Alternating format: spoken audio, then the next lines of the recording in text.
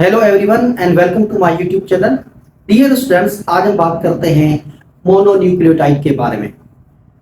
Generally nucleotide are found in nucleic acid. Generally nucleotides nucleic acid के अंदर present होते हैं, जैसे डीएनए के अंदर प्रेजेंट होते हैं, आरएनए के अंदर प्रेजेंट होते हैं एज पॉलीन्यूक्लियोटाइड, जिसके अंदर मेनी न्यूक्लियोटाइड प्रेजेंट होते हैं आरएनए एंड डीएनए के अंदर। But sometimes a single nucleotide also work independently as mononucleotide। पर कभी ये सिंगल मोनोन्यूक्लियोटाइड इंडिपेंडेंटली वर्क करते हैं, जिसे हम मोनोन्यूक्लियोटाइड बोलते हैं। These mononucleotide have extra phosphate group। Mononucleotide के अंदर एक्स्ट्रा फास्फेट ग्रुप प्रेजेंट होते हैं एज एडिनोसिन डाइफॉस्फेट, जिसे हम एडीपी बोलते हैं।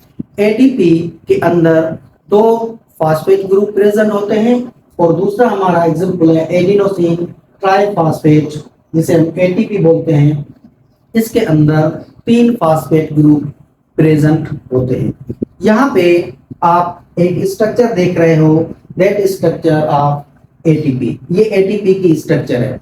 यहाँ पे एक नाइट्रोजन बेस है, दूसरा एक शुगर मॉलिक्यूल है, और यहाँ पे आप देखें एक फास्फेट ग्रुप, ये दूसरा फास्फेट ग्रुप, और ये तीसरा फास्फेट ग्रुप।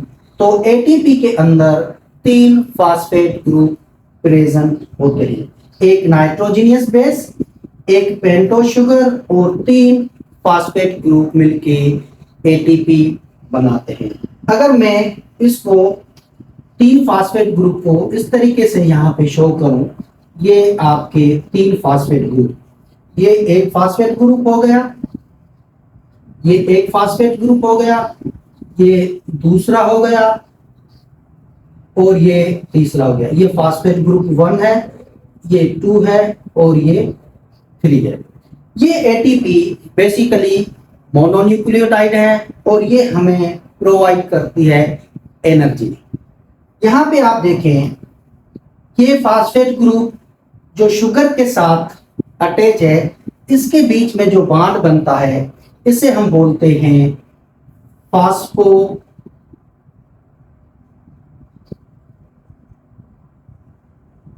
Ester bond. इसके बीच में जो बॉन्ड बनता है शुगर और ये फर्स्ट फास्फेट ग्रुप है, इसके बीच में जो बॉन्ड बनता है, इसे हम बोलते हैं फास्फो ईस्टर बॉन्ड। और यहाँ पे आप देखें ये दो और बॉन्ड हैं, ये वेवी लाइन से शो किए जाते हैं। ये दूसरे टाइप के बॉन्ड है, इसे हम बोलते हैं फास्फो एन हाइड्राइड बॉन्ड।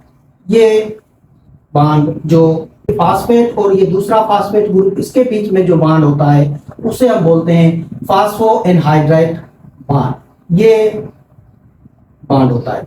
तो यहाँ पे first you can see here sugar और फास्फेट ग्रुप के बीच में जो बॉन्ड बनता है, उसे हम बोलते हैं फास्फो ईस्टर बॉन्ड। और ये दोनों जो बॉन्ड हैं, इन दोनों बॉन्ड को हम बोलते हैं फास्फो एनहाइड्राइड बॉन्ड। ये बॉन्ड जो फर्स्ट वाला बॉन्ड है फास्फो ईस्टर बॉन्ड, ये स्ट्रॉन्ग बॉन्ड होता है, और ये वीक बॉन्ड होता है फास्फो एनहाइड्राइड बॉन्ड। ये जब यहाँ से एक फास्फेट ग्रुप यहाँ से ब्रेक होगा, तो यहाँ से एनर्जी एटीपी प्रोवाइड करेगी। वो एटीपी डिफरेंट रिएक्शन में हम यूज करते हैं। So ATP work as energy storing. अभी हमने बताया कि एटीपी एनर्जी स्टोरिंग, इसके अंदर एनर्जी स्टोर होती है, carrying and energy providing molecule to metabolic reaction. ATP के अंदर एनर्जी होती है, ये एनर्जी हम डिफरेंट रिएक्शन में यूज करते हैं। This energy is utilised to drive energy demanding reactions such as synthesis of protein, lipids, carbohydrates etcetera. ये एनर्जी हम प्रोटीन बनाने के लिए यूज करते हैं, लिपिड बनाने के लिए यूज करते हैं, कार्बोहाइड्रेट बनाने के लिए यूज करते हैं। तो ये एनर्जी हम वहां पे यूज करते हैं। Mechanically energy for cytolysis, cell division, ये हमें मैकेनिकली एनर्जी भी प्रोवाइड करती है, जिसे सेल डिवीजन में हम यूज करते हैं।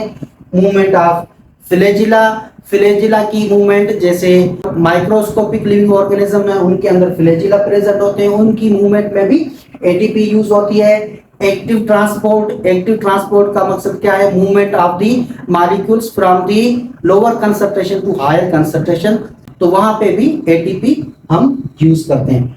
During conversion ATP to ADP 7.3 kilo calories per mole और 31.81 किलो जूल पर मोल एनर्जी इज रिलीज्ड। अब आप यहाँ पे देखें, ये एटीपी है।